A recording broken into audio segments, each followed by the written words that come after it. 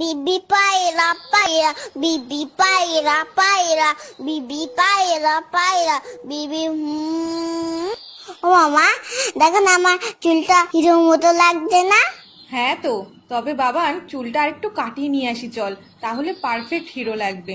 ও মা শোনো, তুমি দোকানদারকে বলবে আমাকে যেন হিরোর মতো চুল কাটিয়ে দেয়, পুরো যেন শাহরুখ খানের মতো দেখতে লাগে। ও মা বলো না, বলবে তো?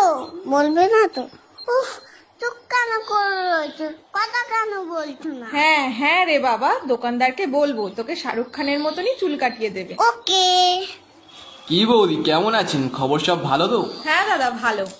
আরে বাবান, কেমন আছো? হ্যাঁ ভালো আছি, তবে আমার কিন্তু হিরোর মতো চুল কেটে দিতে হবে। তুমি পারবে তো?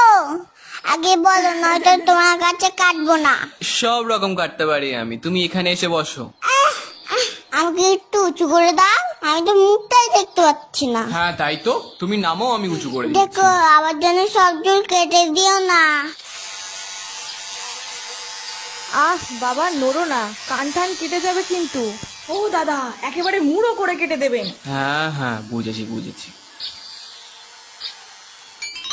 আহ, আমার চুলগুলো কোথায় গেল? ও বাবান, তুমি কাঁদছো কেন? তোমাকে তো রজনীকান্তের মতো লাগছে দেখতে। ওটা রশ্মি যায়নি না, আমার চুল আবার লাগিয়ে দাও, না হলে এখান থেকে আমি যাবো না। বাবান ওরকম করে না, নেমে এসো বলছি। আমার দেখো আমাকে টাক করে দিচ্ছে, তুমি আঙ্কেলকে বকো, ভুগবে না। শোন, টাক হয়েছিস তো কি হয়েছে, ও আবার দুদিনে চুল গজিয়ে যাবে।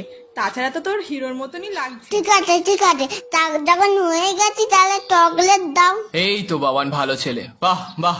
তুমি চুপ করো, তোমার দেখো না আর কখনো চুল কাটতে আসে না।